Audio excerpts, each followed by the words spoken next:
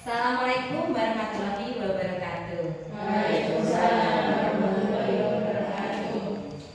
Saya Anu Trimulyani, CGP Angkatan 7 Kabupaten Ngawi. Hari ini ingin memaparkan modul 1.4 budaya positif.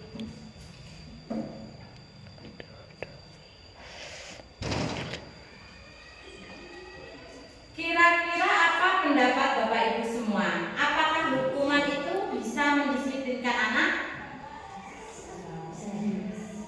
Ya, bisa. Menurut Ibu bagaimana bisa mendisiplinkan anak? Iya, ada yang bisa, ada yang tidak. Apa alasannya bahwa hukuman itu bisa mendisiplinkan anak? Karena membuat anak takut. Iya, bisa juga karena membuat anak takut. Ada hukuman yang bisa membuat anak takut, ada hukuman yang bisa membuat anak jeda untuk melakukan hal yang sama. Pemberian hukuman dengan hal positif seperti membaca atau membersihkan halaman sekolah, kira-kira apakah hal tersebut dapat mendisiplinkan anak didik kita dalam sekolahan? Ada juga yang bisa, ada juga yang tidak. Tentu tidak semua anak akhirnya bisa didisiplinkan dengan hal tersebut. Memberi penghargaan, apakah juga dapat meningkatkan motivasi belajar anak? Ini yang paling menarik adalah memberikan penghargaan. Banyak sekali anak, ya karena diberi penghargaan itu bisa meningkatkan motivasi belajar pada anak didik kita. Topik yang akan kita bahas dalam budaya positif kali ini adalah 1. Disiplin positif dan nilai-nilai kebajikan universal. Nanti kita akan kupas apa itu disiplin positif dan nilai-nilai kebajikan universal. Apa pengertiannya, apa nilai-nilai yang terkandung dalam kebajikan universal. Yang kedua, teori motivasi, hukuman dan penghargaan serta restitusi. Hal yang masih baru bagi kita semua ya. Teori motivasi ada banyak sekali, nanti teori apa saja motivasi bagi pemberian hukuman, apa saja itu hukuman dan apa saja penghargaan serta pengertian dari restitusi. Yang ketiga adalah keyakinan kelas. Keyakinan kelas di sini adalah nanti kesepakatan kita antara guru dengan anak kita, anak didik kita yang ada di kelas. Yang keempat, apa saja kebutuhan dasar manusia dan dunia yang berkualitas. Yang kelima, 5 posisi kontrol. Apa saja guru itu mempunyai 5 posisi kontrol. Apa saja nanti akan kita bahas. Yang terakhir adalah segitiga restitusi. Yang pertama adalah budaya positif yang akan kita bahas adalah disiplin positif dan nilai-nilai kebajikan universal. Sekarang kita perhatikan kepalan tangan kita. Ada teman di samping Anda, bisa nggih? Anda A dan B adalah teman baik. Sobeklah secari kertas. Sudah ya, disobek semuanya?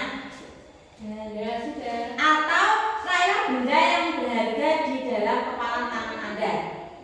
Beri sesuatu, bisa tadi kertas, bisa tadi uang, atau bisa juga permen ya, bisa, semuanya bisa. Sekarang coba minta teman kalian untuk membuka tangan kalian. Ada yang sudah? Nah, minta teman kalian di belakang kalian untuk membuka kepalan tangan. Kira-kira kalian akan membuka atau tidak? Sebentar, jangan dijawab dulu, kira-kira.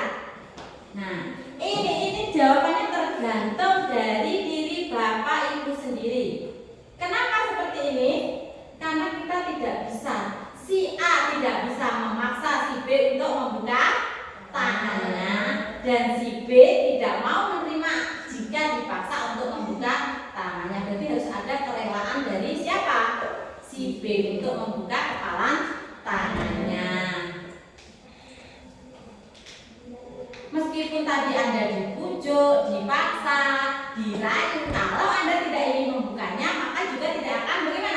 tidak akan terbuka. Intinya semua harus kemauan sendiri. Oke. Inilah perubahan-perubahan paradigma kita. Perubahan paradigma pada teori kontrol, pilihan atau ilusi kontrol. Ini masih paradigma kita yang dahulu. Ilusi guru mengontrol murid. Inilah pemahaman yang salah sejak dari dulu. Mungkin saya juga melakukan, semuanya sudah pernah melakukan. Ilusi guru mengontrol murid. Guru selalu berpendapat bahwa saya seorang guru harus bisa mengontrol murid. Padahal tidak seperti itu. Menurut KHD Ki Hajar Dewantara, pembelajaran, tujuan dari pembelajaran adalah anak itu mencapai kebahagiaan dan keselamatan yang setinggi-tingginya. Jadi kita sebagai guru itu tidak bisa hanya memberi ilmu, tetapi kita sebagai guru menuntun anak didik kita untuk mencari potensi dalam diri. Kita tidak bisa menuntut, beda paradigma menuntut dan menuntun. Mungkin pemikiran kita dulu murid itu harus kita yang atur, tapi itu salah. Menurut Ki Hajar Dewantara yang akan kita gunakan sekarang adalah kurikulum merdeka. Anak itu bebas, bukan dalam arti bebas seperti yang diinginkan, tapi bebas mengekspresikan. Dan tugas kita sebagai guru adalah mengarahkan, menuntun anak itu mencapai potensinya sesuai kodrat anak dan kodrat alam. Yang selanjutnya, ilusi bahwa kritik dan membuat orang merasa dapat menguatkan karakter. Apakah seperti itu? Bahwa kritik itu bisa menguatkan karakter seseorang? Belum tentu. Yang ada kadang kalau kita saja dikritik, bagaimana? Kita yang merasa marah atau tersinggung. Paradigma yang salah, bahwa kritik itu bisa membuat orang merasa bersalah. Tidak harus seperti kritik itu harus bisa yang bagaimana? Membangun. Jika bisa mengkritik harus bisa memberi saran atau solusi, jangan hanya mengkritik. Begitu juga kita dengan siswa kita, dikritikkan tidak boleh seperti itu. Tetapi kita tidak memberi solusi atau saran, itu juga salah. Tujuan tadi bahwa pendidikan itu mencapai kebahagiaan yang setinggi-tingginya. Jadi ubah pemikiran bahwa akademik atau nilai itu prioritas, tapi kemandirian, peran dalam masyarakat itu menjadi tuntutan guru zaman sekarang, apalagi di kurikulum merdeka. Selanjutnya, ilusi bahwa semua penguatan positif, efektif dan bermanfaat. Penguatan positif tadi bisa berupa penghargaan, memberi penghargaan. Kita berpikir bahwa penguatan positif itu bermanfaat dan efektif. Padahal nanti selanjutnya pada bahasan-bahasan itu akan dibahas tidak semua ilusi bahwa penguatan positif itu baik atau bagus. Justru penguatan positif itu bisa menjerumuskan siswa peserta didik kita. Inilah paradigma yang nanti kedepannya kita ubah agar pendidikan Indonesia semakin maju dan baik. Ilusi bahwa orang dewasa memiliki hak untuk memaksa. Apakah Anda masih percaya seperti itu, bahwa kita sebagai guru di kelas bisa memaksa anak didik kita? Ada, bisa.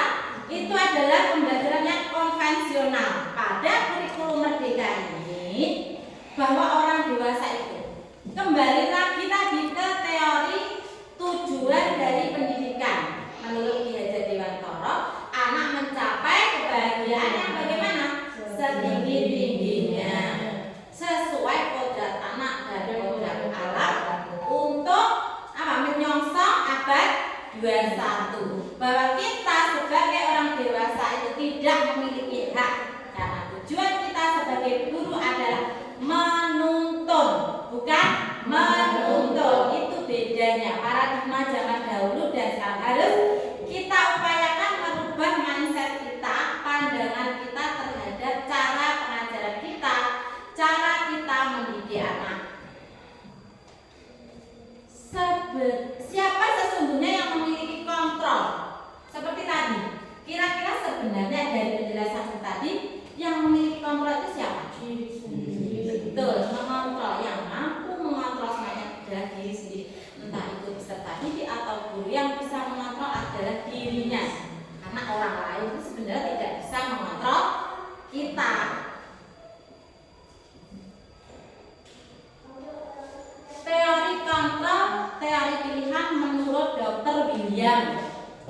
Yang pertama, anak Anda tidak bisa mengontrol orang lain tanpa Anda yang bisa mengontrol dia. Seperti tangan tadi, kepalan tangan.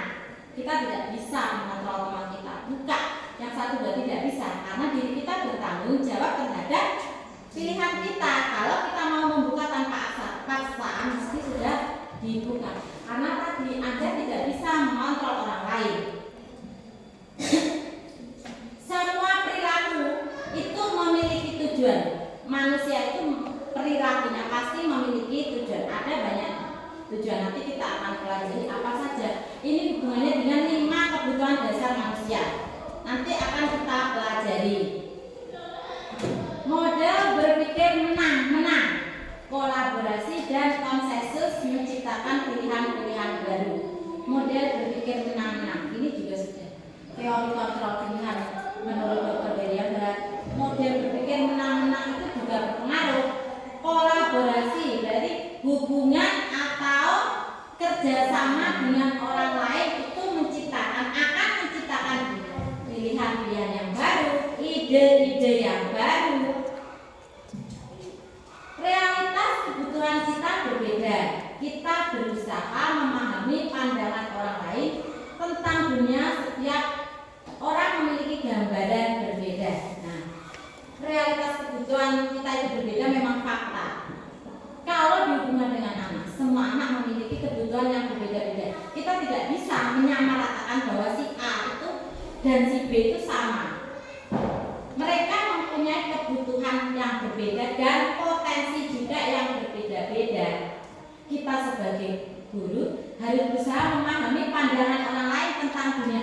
Kita harus membuka pikiran anak-anak kita bahwa dunia itu luas, dunia itu berbeda-beda. Setiap orang memiliki gambaran yang berbeda. Makna disiplin di sini belajar mengontrol diri dengan menggali potensi kita agar tercapai tujuan mulia, yaitu menjadi seorang yang diinginkan berdasarkan nilai-nilai yang kita hargai. Makna disiplin yang akan kita bahas nanti adalah belajar mengontrol diri kita, menggali potensi yang ada pada diri kita, mencapai tujuan yang mulia, menjadi seseorang yang benar-benar kita inginkan dengan nilai-nilai yang dihargai. Semua perilaku tadi memiliki tujuan, yaitu pertama teori motivasi atau dorongan. Tidak ada perilaku yang tidak ada motivasi. Anda berjalan ke arah selatan, pasti ada tujuannya. Anda mundur, semua itu pasti ada tujuannya. Teori ini ada 2, teori ekstransi. Teori ekstransi ini pertama adalah untuk menghindari hukuman. Saya tidak berjalan ke depan karena di depan ada polisi. Seperti itu pernah ya? Kita semua pernah. Saya tidak akan berjalan ke sana karena ada orang mungkin yang mau ketemu dengan saya dan saya tidak mau bertemu. Yang kedua, untuk mendapatkan imbalan. Kebutuhan 5 kebutuhan dasar manusia juga untuk mendapatkan imbalan. Tidak mungkin kita melakukan sesuatu tidak menginginkan imbalan. Itu selalu ada. Itu termasuk motivasi intrinsik. Yang kedua adalah motivasi intrinsik atau dari dalam, untuk menghargai diri sendiri. Kita melaksanakan disiplin positif itu tujuannya untuk menghargai kita sendiri. Oh, kalau saya disiplin karena saya bukan karena dorongan orang lain, bukan karena suruhan orang lain, tapi dari siapa? Dari diri kita sendiri. Misalnya kita berangkat sekolah pagi bukan karena kita ingin mendapat ujian, kita mengerjakan tugas-tugas sekolah bukan karena kita ingin mendapatkan ujian, tapi dorongan dari diri kita. Kita menginginkan sesuatu perubahan yang baik. Jadi kembali lagi, semua perubahan, semua disiplin diri dimulai dari diri sendiri. Nilai-nilai kebajikan universal. Yang terakhir adalah proyek dan hasil. 5 posisi kontrol pada guru. Perhatikan video ini.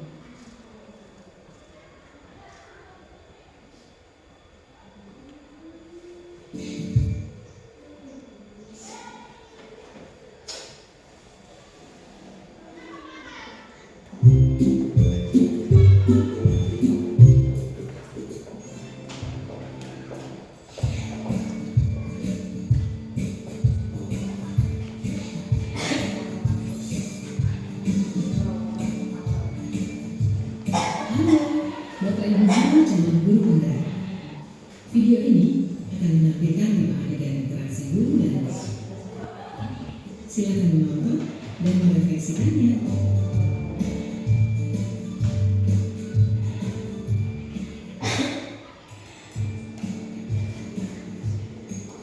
Pagi anak-anak, silakan PR yang kemarin ibu berikan diletakkan di meja. Anton, kamu sudah mengerjakan belum? Belum jalan saya Bu. Kamu selalu ya mengerjain PR. Sekarang kamu duduk di depan, lalu tulis. Saya berjanji tidak akan mengulangi lagi. Saya berjanji akan berusaha menjadi murid yang rajin belajar sampai pelajaran saya selesai.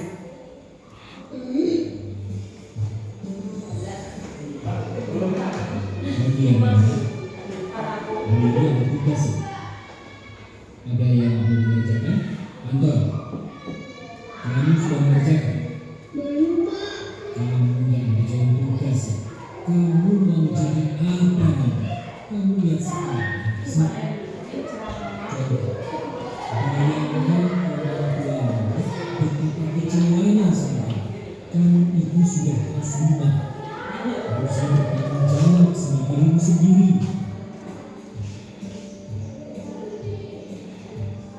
Maaf Bu, saya terlambat. Udah, nanti jangan diulang lagi ya. Kalau kamu rajin, ibu senang lihatnya. Ya, jadi berarti ya maksudnya tes dulu dong. Kita kan teman. Enggak, jadi kalau kamu tadi apa ya?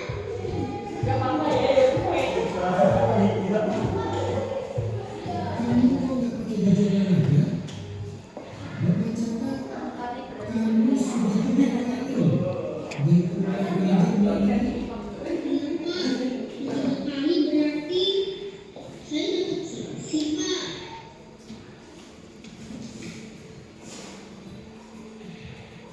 Iya Bu, saya mengulang tugas. Maaf ya Bu, saya terlambat mengulang tugas. Kenapa kamu terlambat mengumpulkan tugas? Iya Bu, saya kalau sore menurut ibu dari lalu. Besok kan kerja tugas.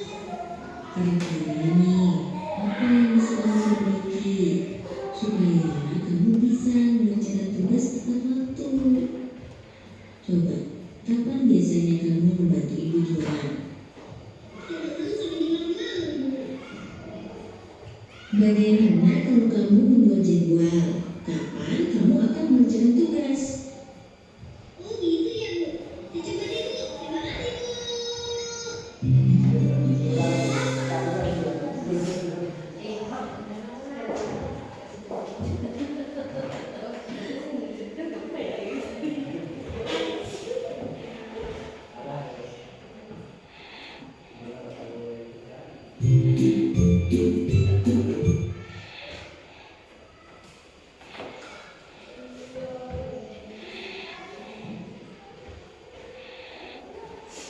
Ini tadi kita sudah melihat atau menonton 5 posisi kontrol dari video tadi. Bu Guru tadi sudah melaksanakan beberapa tahapan atau 5 posisi kontrol. Kita akan bahas satu persatu. Posisi kontrol pembukuan. Ini pasti yang sering kita lakukan. Saya juga sering. Posisi yang paling sering atau familiar dengan kita. Posisi pembukuan.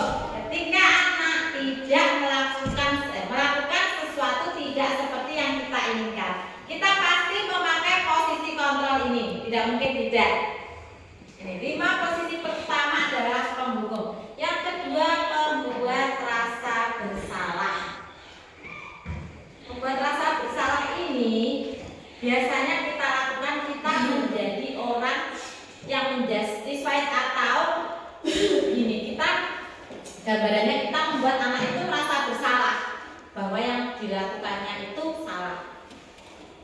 Yang ketiga, posisi sebagai teman. Posisi sebagai teman, kita berusaha mendekati siswa yang melakukan kesalahan. Itu menjadikan posisi dia sebagai teman. Jadi untuk sharing atau untuk berbagi, mencari penyebab kenapa anak itu bisa melakukan kesalahan, itu kita berarti mengambil posisi sebagai teman.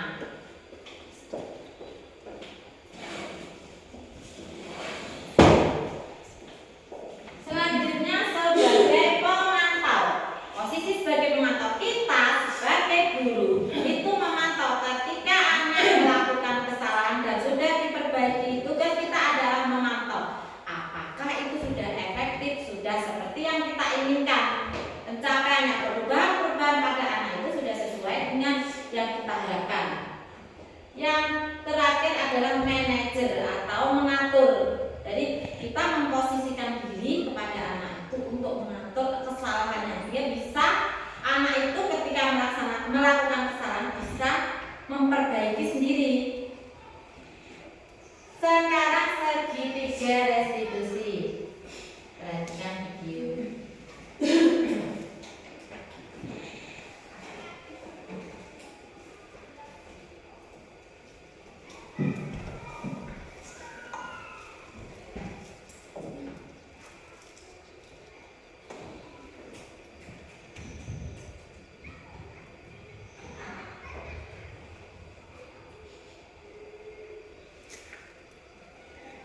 Segitiga restitusi. Atau mempelajari tentang segitiga restitusi.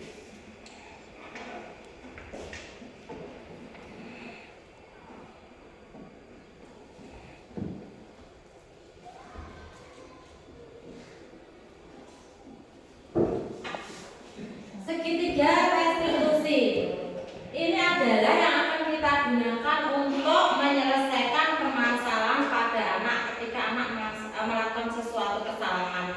Kita akan menyelesaikannya menggunakan segitiga restitusi. Pada segitiga restitusi ini ada tiga tahapan dalam segitiga restitusi. Yang pertama adalah validasi tindakan yang salah, itu mencari tindakan anak-anak yang salah. Yang kedua, menstabilkan identitas dan menanyakan keyakinan.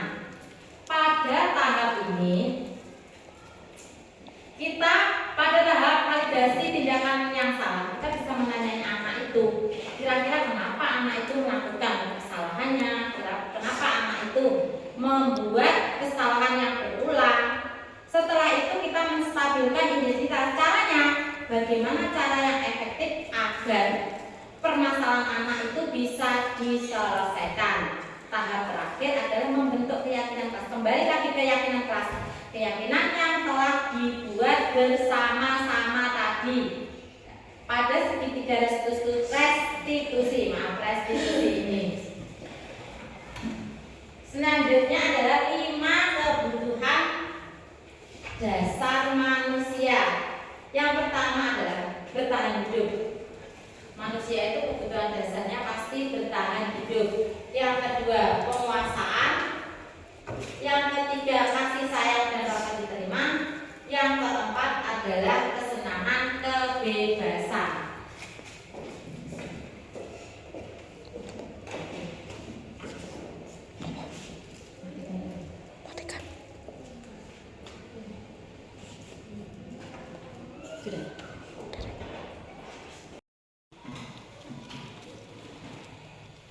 Sekarang apa makna dari disiplin yang telah kita bahas ini? Disiplin itu berasal dari bahasa Latin disciplina, yang artinya belajar. Itu sebenarnya tulisannya disiplina, tapi bacanya bukan itu. Saya bisanya cuma disiplina ya. Kalau bahasa Latin tapi pakai intonasi yang berbeda. Makna asal dari kata ini berkonotasi dengan disiplin diri dari murid-murid Sokrates dan Plato. Itu adalah ahli pada zaman Yunani ya, Sokrates dan Plato.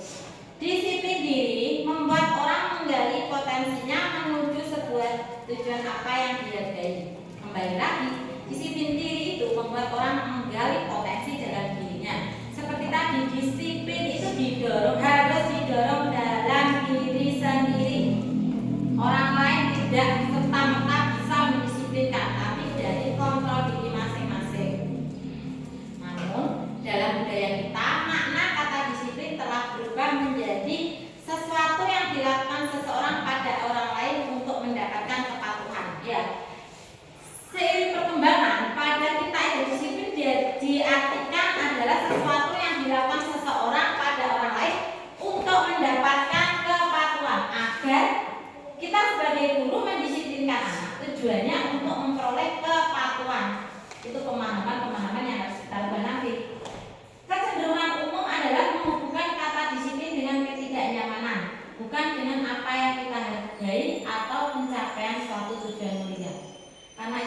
disiplin itu kita anggap sesuatu untuk mematungkan anak.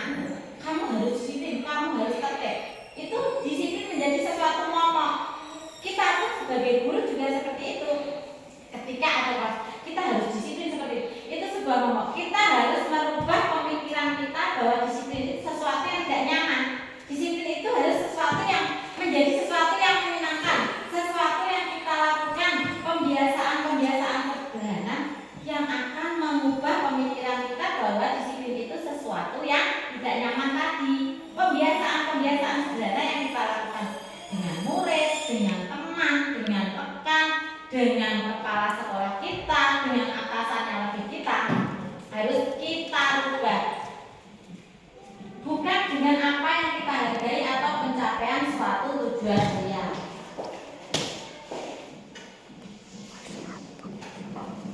Nilai-nilai kebajikan universal tadi, nilai-nilai kebajikan adalah sifat-sifat positif manusia yang merupakan tujuan mulia yang ingin dicapai setiap individu. Nilai-nilai tersebut bersifat universal dan lintas bahasa, suku, bangsa, agama maupun latar belakang. Nilai-nilai kebajikan universal adalah setiap perilaku atau perbuatan itu memiliki satu tujuan. Hal itu disampaikan oleh ahli Dr. William Glasser pada teori kontrol.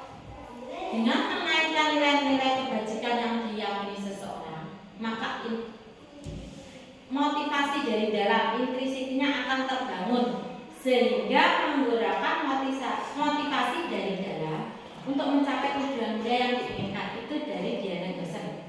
Maksudnya dengan mengaitkan nilai-nilai kebajikan yang telah dibuat dan diyakini seorang, bahwa motivasi dari dalam tadi, sesuatu yang akan kita rubah dari dalam itu akan terbentuk, akan terbangun, sehingga bisa menggerakkan, memotivasi dari dalam untuk mencapai tujuan yang diinginkan.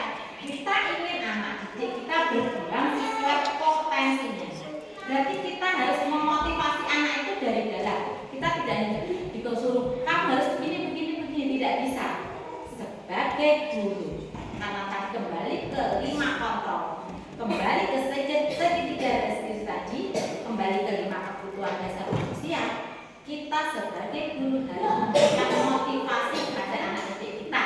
Jadi tidak hanya kita mengontrol, mendisiplinkan, membuat anak patuh, tapi meningkatkan motivasi dari dalam. Nilai-nilai kebajikan setiap anak yang kita inginkan itu dikenal atau tertuang pada kurikulum merdeka adalah pada profil pelajar Pancasila. Hal ini sudah kita laksanakan setiap hari.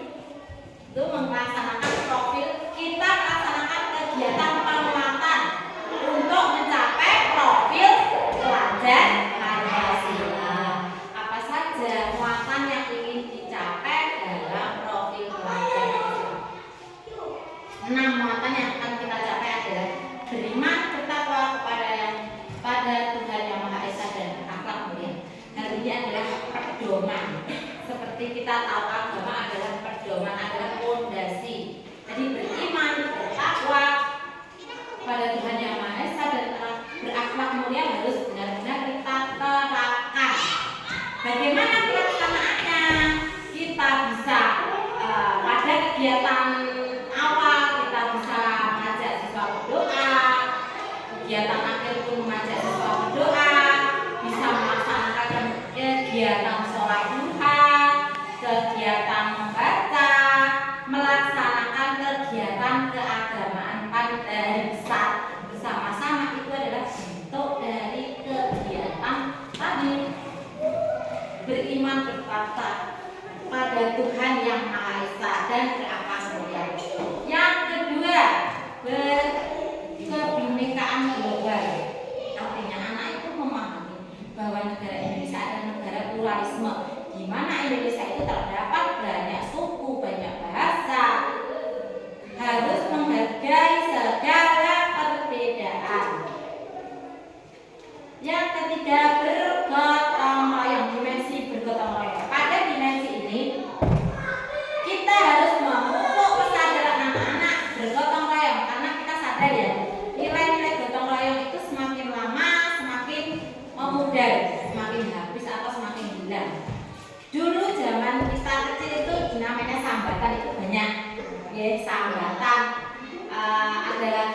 aden, itu hal-hal itu menjadi biasa. Tapi sekarang anak-anak itu nggak tahu. Dibilang sambatan itu apa Bu? Sambatan itu nggak tahu. Padahal itu budaya kita, budaya gotong royong, budaya zaman dahulu yang harus selalu kita lestarikan. Dan ini tertuang pada dimensi profil pelajar Pancasila. Mandiri. Sebagai guru kita harus menciptakan anak yang mandiri untuk menyongsong abad 21. Di mana abad 21 ini teknologi menjadi semakin canggih. Negara kita akan terbuka bagi kedatangan warga asing. Jadi kita harus menciptakan anak didik kita mandiri, jangan tergantung dengan orang lain. Anak harus mampu menciptakan segala sesuatu dengan sendirinya, bisa menciptakan lapangan sendiri, lapangan pekerjaan sendiri, bisa menggali potensi, mengembangkan untuk menciptakan sesuatu yang berguna. Kreatif, dimensi kreatif. Kegiatan dimensi kreatif bisa apa saja? Bisa. Sekarang banyak ya kegiatan mendaur ulang yang sudah kita laksanakan kemarin.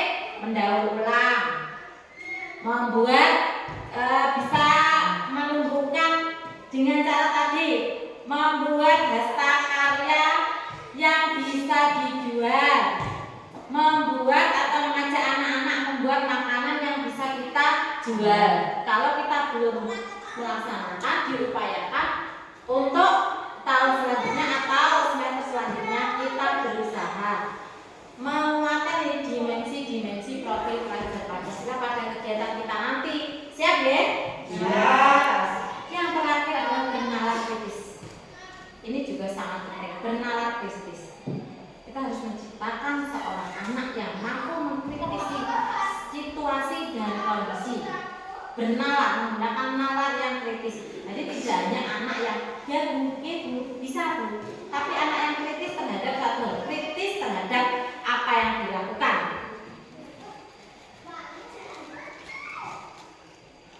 Teori motivasi hukuman dan penghargaan atau restitusi. Teori motivasi perilaku manusia. Motivasi dari eksternal atau motivasi luar. Untuk menghindari ketidaknyamanan atau hukuman apa yang terjadi apabila saya melakukannya. Seperti contoh tadi, kita bersepeda, kita lupa membawa SIM. Naik ke kota, bagaimana perasaan kita? Pasti was-was. Nah, itu tidak mungkin tidak. Itu hati kita menjadi tidak nyaman. Kenapa? Kita takut nanti saya ketemu Pak Polisi, aku dapat hukuman, aku ditilang. Itu membuat kita melakukan sesuatu apa yang terjadi apabila saya tidak melakukan. Harusnya itu menjadi faktor sebelum kita berangkat. Harusnya kita memeriksa SIM, memeriksa perlengkapan. Dan di dalam pikiran kita harus ceritakan apa yang terjadi apabila saya tidak melakukan hal yang buruk. Dalam artian kita tidak menghindari ketidaknyamanan tadi. Motivasi eksternal lainnya untuk mendapatkan imbalan. Kita selalu berpikir, kalau saya makan ini, nanti imbalannya apa? Kalau saya begini, nanti dapat apa? Itu persepsi yang harus kita buang. Karena apa? Anak pun juga, kalau kamu bisa, kamu akan saya beri jajan. Itu sebenarnya bagus, tapi tidak seluruhnya bagus. Karena itu sebenarnya anak itu memiliki faktor saya ingin mendapatkan hadiah, tapi tidak ada dengan saya menyelesaikan tugas ini karena ini tanggung jawab saya. Harusnya sebagai guru kita mendidik, bukan memotivasi siswa itu bahwa saya melakukan mengerjakan tugas itu karena tanggung jawab saya, bukan karena saya ingin diberi hadiah sama bulan, sama Bu Ulfa. Itu mindset kita juga harus dirubah. Penghargaan untuk apa tadi? Mendorong untuk menghargai diri sendiri. Tujuan di situ. Itu kembali kita, karena kita menghargai kita sebagai guru pun kita menghargai diri kita. Kita melakukan sesuatu karena itu adalah tanggung jawab kita sebagai guru. Amanah yang diberikan kepada negara kepada kita. Tujuan kita adalah mendidik anak, bukan karena untuk mendapatkan sesuatu. Tapi kembali ke tujuan awal kita sebagai guru. Tujuan kita adalah ingin mendidik anak. Jadi kita harus berusaha menghargai diri untuk mendisiplinkan diri sendiri. Merdeka seperti kurikulum yang kita laksanakan. Seperti kurikulum yang kita laksanakan. Menurut Ki Hajar Dewantara, merdeka itu artinya tidak hanya terlepas dari perintah, akan tetapi juga cakap buat memerintah diri sendiri. Itu Pak Ki Hajar Dewantara itu sudah sedemikian rupa memikirkan pendidikan di era zaman Belanda. Ternyata masih bisa dipakai dengan perkembangan zaman yang begitu maju. Teori-teorinya Pak beliau itu masih kita pakai karena teori beliau itu sangat menyesuaikan kebutuhan zaman. Merdeka artinya Pak Ki Hajar adalah tidak terlepas dari perintah, akan tetapi cakap dan memerintah diri sendiri. Jadi jangan berpikir bahwa merdeka saya tidak diperintah artinya merdeka. Tidak hanya seperti itu, tetapi merdeka itu bisa mengatur. Saya ingin melakukan sesuatu yang positif, tapi kita mendengar omongan dari orang lain.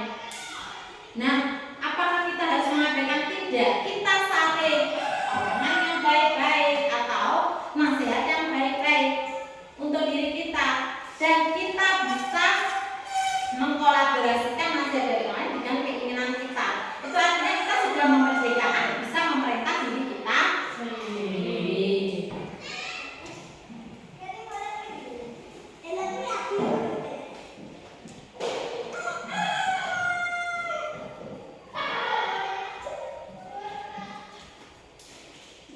Penghargaan yang menghukum. Penghargaan berlaku sama dengan hukuman dalam arti meminta atau membujuk seseorang melakukan sesuatu untuk memenuhi satu tujuan tertentu dari orang yang meminta membujuk, dorongan eksternal, dan akan ada faktor-faktor ketergantungan. Beberapa dampak dari pemberian penghargaan. Ada beberapa dampak dari penghargaan. Maka saya sampaikan di awal tadi, tidak serta-merta penghargaan itu bagus. Ada penghargaan yang bagus, ada penghargaan yang justru bisa merusak mereka. Penghargaan itu memiliki jangka pendek dan jangka panjang. Kalau jangka pendek, mungkin tujuan kita bagus. Penghargaan itu agar anak mau melakukan kegiatan atau melakukan sesuatu karena kita yang nyuruh. Tetapi efeknya kita juga harus sadar. Efek jangka panjangnya apa? Efek jangka pendeknya apa? Penghargaan menghukum. Nah, penghargaan itu tidak serta-merta menghukum. Misalnya kamu salah tidak mengerjakan PR, saya hukum dulu, setelah saya hukum kamu akan saya beri sesuatu. Itu juga salah. Penghargaan mengurangi ketepatan. Penghargaan itu tidak efektif dan penghargaan juga bisa merusak hubungan.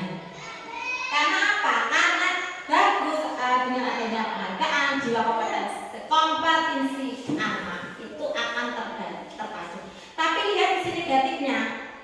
Karena ada kompetisi tadi, maka bisa merusak hubungan antara anak satu dengan anak lain. Maka ketika kita semua guru-guru ingin memberi penghargaan, kita harus memikirkan jangka panjang dan jangka pendek. Karena itu kan serta-merta penghargaan tidak bisa membenarkan sesuatu.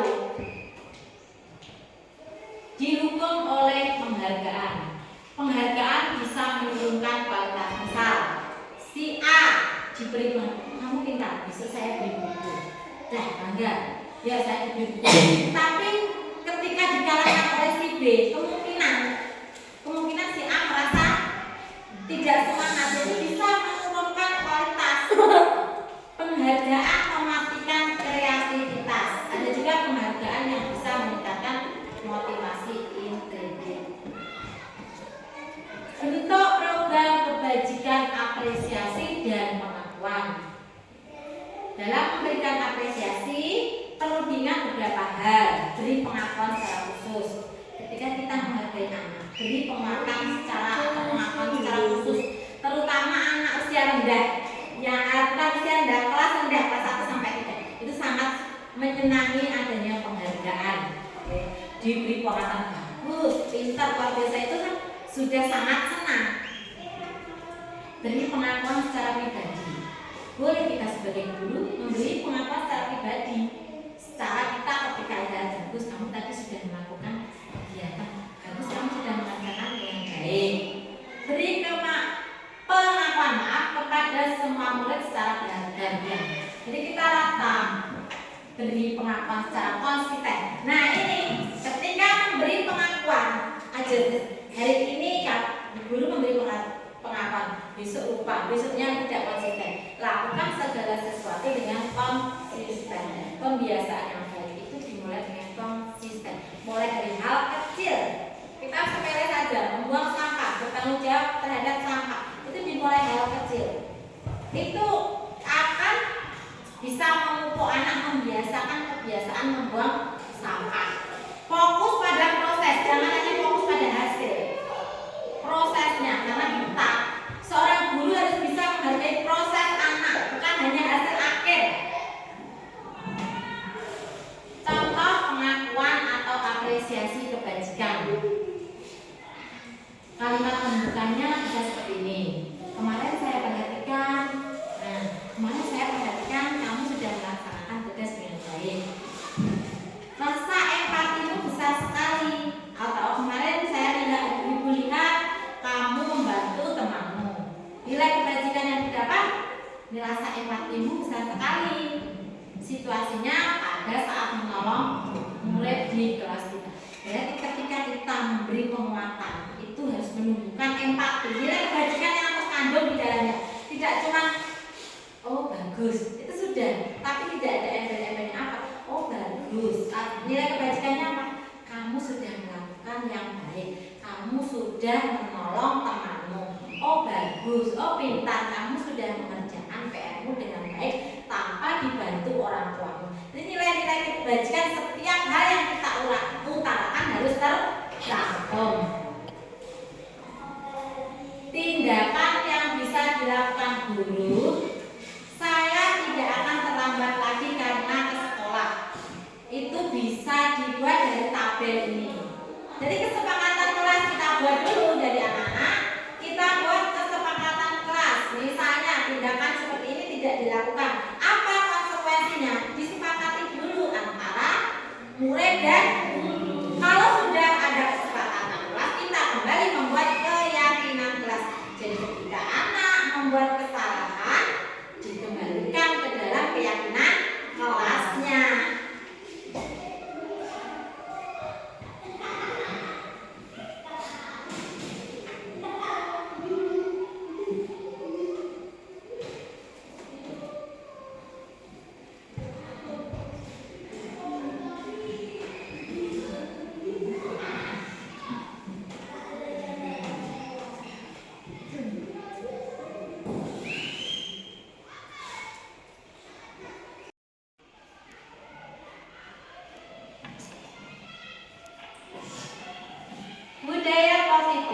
Itu berasal dari lingkungan yang positif yang membentuk keyakinan kelas dan akan menghasilkan peraturan kelas.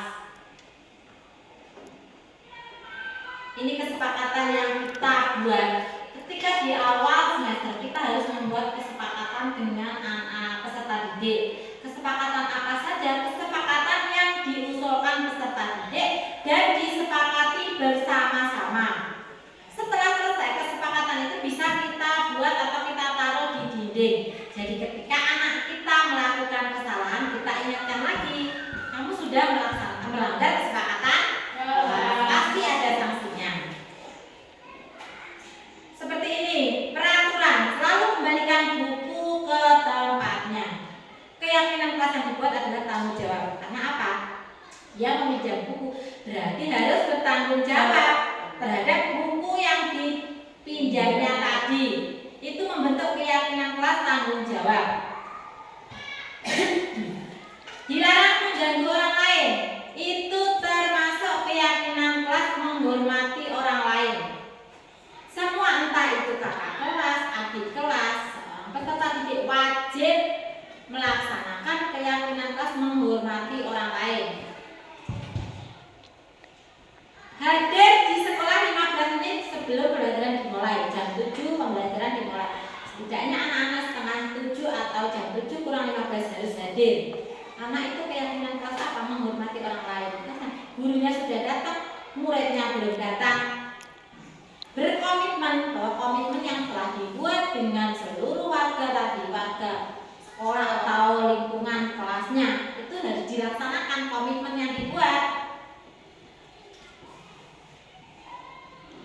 Nah, ini sekarang lagi marak, dilarang melakukan kekerasan, bullying.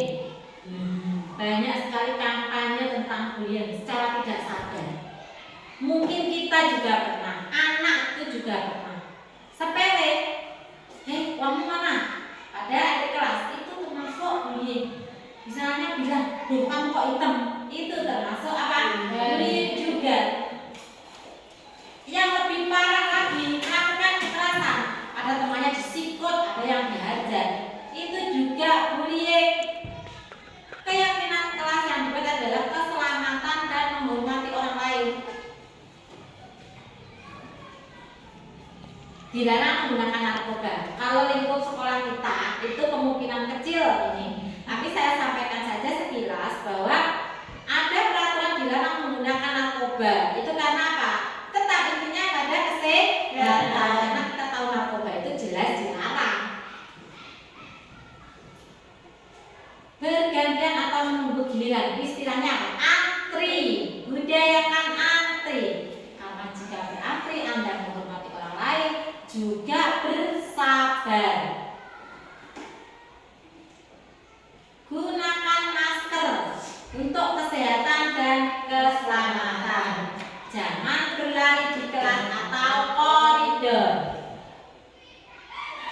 Sekarang budaya positif selanjutnya.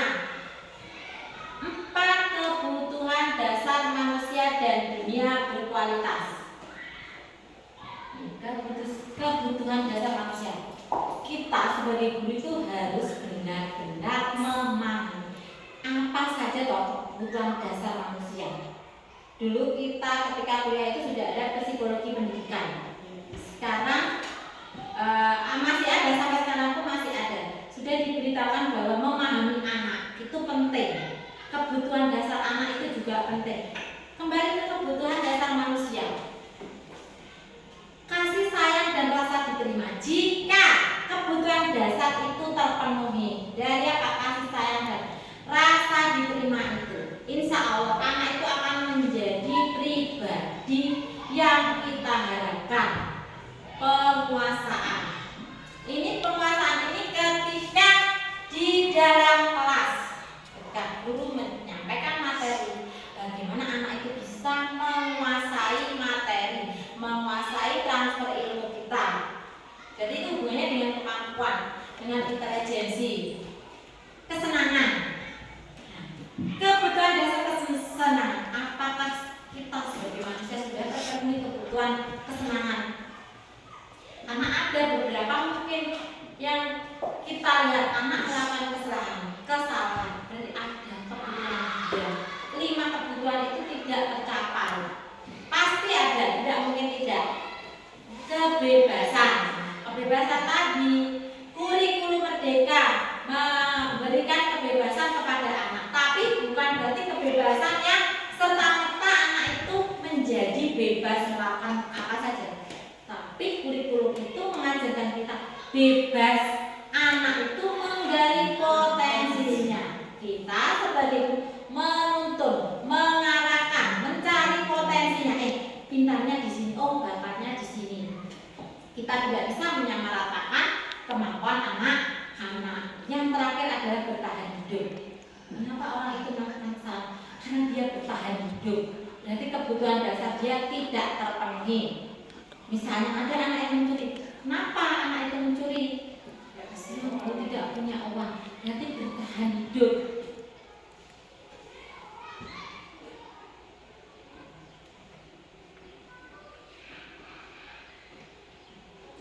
Perhatikan video ini.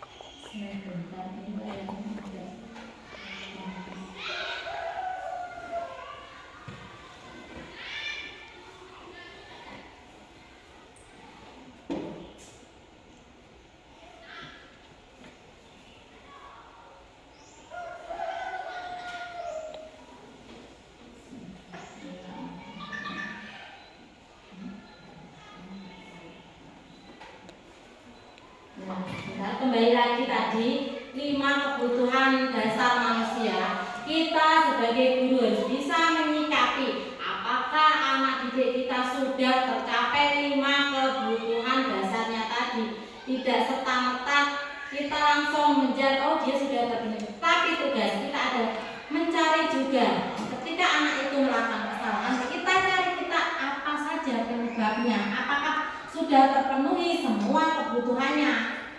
Kalau belum, tugas kita bisa mengkomunikasikan dengan guru yang lain, rekan yang lain, bisa mengkomunikasikan dengan kepala sekolahnya, bisa mengkomunikasikan dengan wali murid untuk mencari solusinya.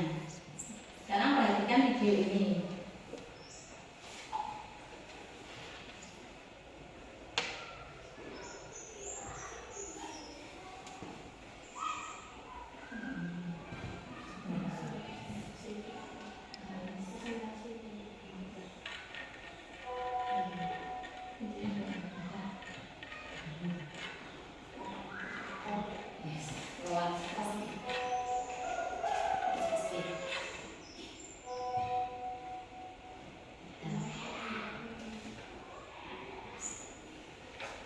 Tadi kita sudah bahas 5 posisi kontrol dari video tadi ya.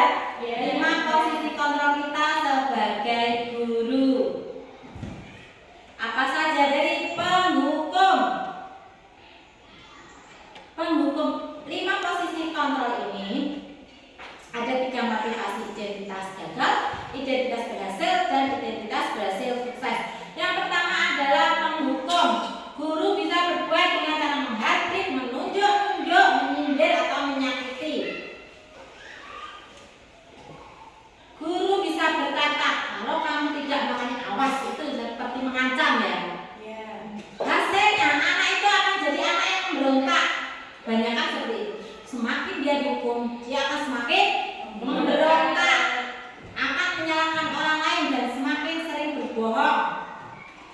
Kaitannya dengan dunia berkualitas, murid meletakkan guru di luar dunia kualitasnya. Murid berkata, biarkan saja, nanti juga marah-marah. Biasanya murid kita seperti itu. Dimarahin guru kok, guru marah-marah lagi. Nah itu, karena memposisikan sebagai apa tadi? Hukum. Dampak pada murid akan melakukan atau mengulangi kesalahan yang sama. Besok guru itu marah, besok yang marah lagi, ya seperti itu.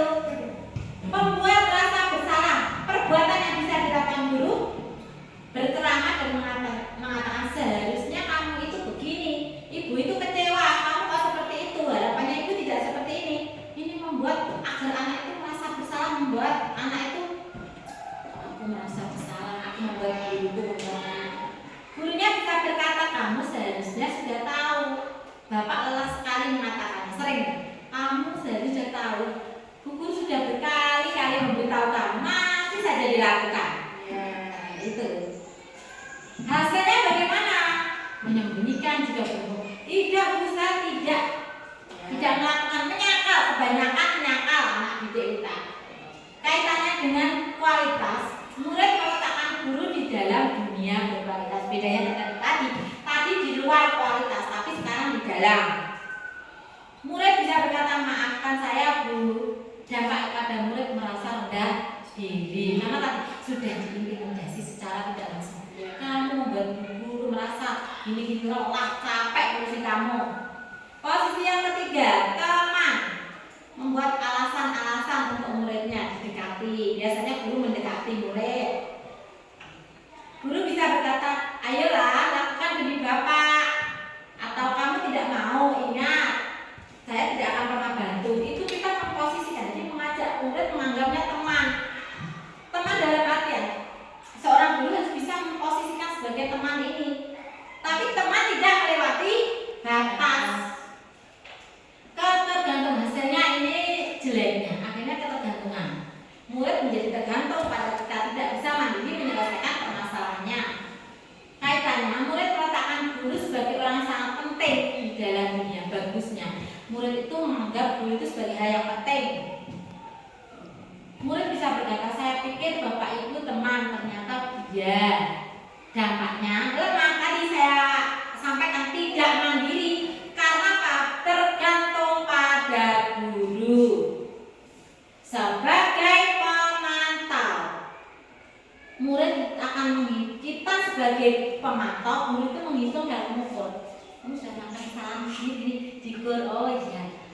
Guru berkata, apa peraturannya jika kamu melanggar? Misalnya, AKZ-nya menyesuaikan diri bila diawasi. Jadi ketika anak kita awasi, panut. Kalau tidak, guru tidak ada.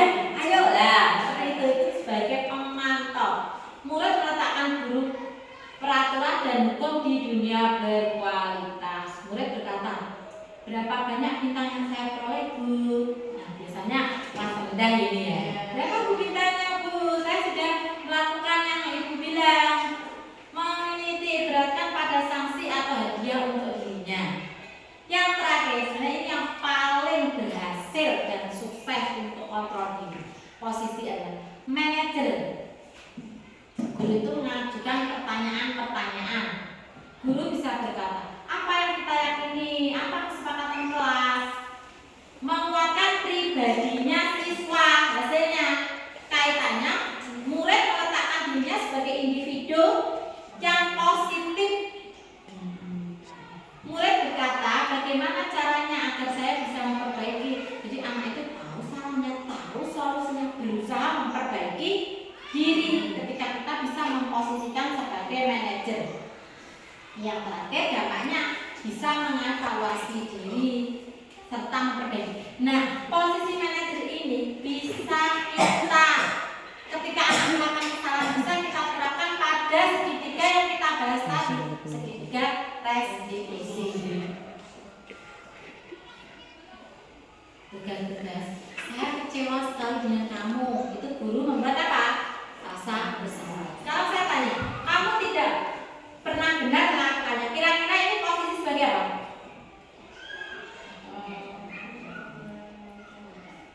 Pembuat? Iya, benar pembuat. Nah,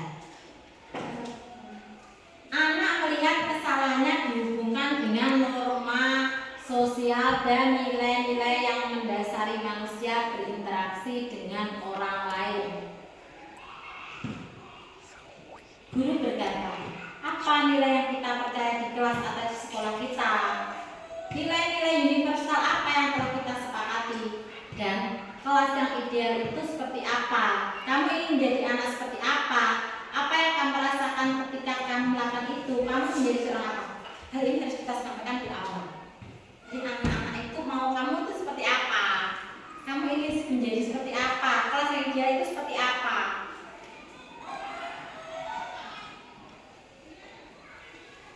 Untuk membuat anak yang merasa bersalah tadi berbuat salah menjadi positif, guru bisa berkata, ini termasuk menstabilkan identitas. Berbuat salah itu manusiawi. Semua pasti melakukannya. Tidak ada manusia yang sempurna. Ibu juga berbuat salah, tapi kita harus cari solusinya.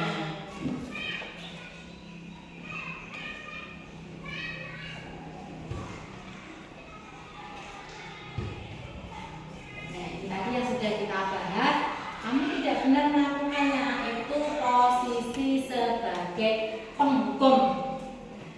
Ayolah, lakukan demi Bapak Ibu sebagai teman. Apakah kamu mendapatkan stiker bintang? Kita tonton kembali video tadi.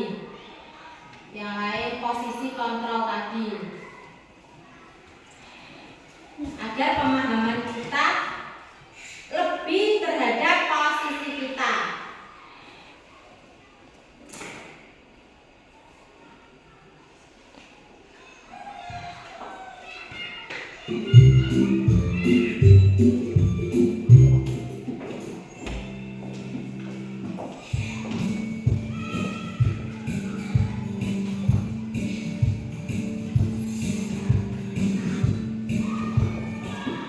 Bapak Ibu guru hebat. Video ini akan menampilkan 5 adegan interaksi guru dan murid.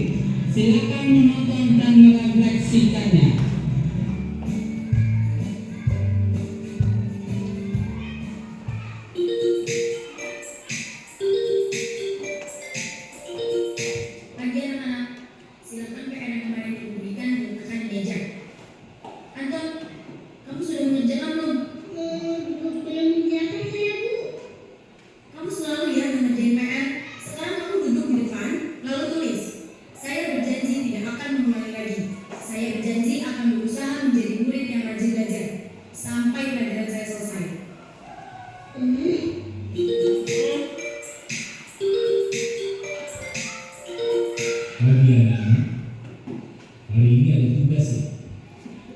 ada yang perlu dikerjakan? Anton, kamu sudah mengerjakan? Belum, Pak. Kamu nggak ngerjain tugas. Kamu mau jadi apa nanti? Kamu lihat sekolah apa sih? Coba bayangkan orang tuamu betapa kecewanya sama kamu. Kamu itu sudah kelas 5. Harusnya bertanggung jawab sama dirimu sendiri.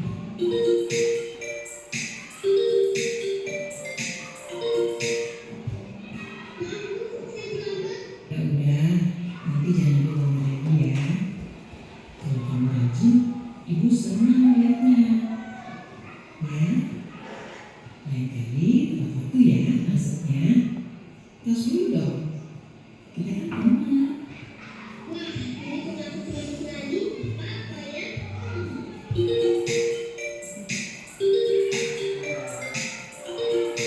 Kamu kok nggak kerja? Bapak catat, kamu sudah 3 kali loh nggak ikut olahraga bulan ini. Ya, Pak. Yang 3 kali berarti saya dapat berapa sih, Pak?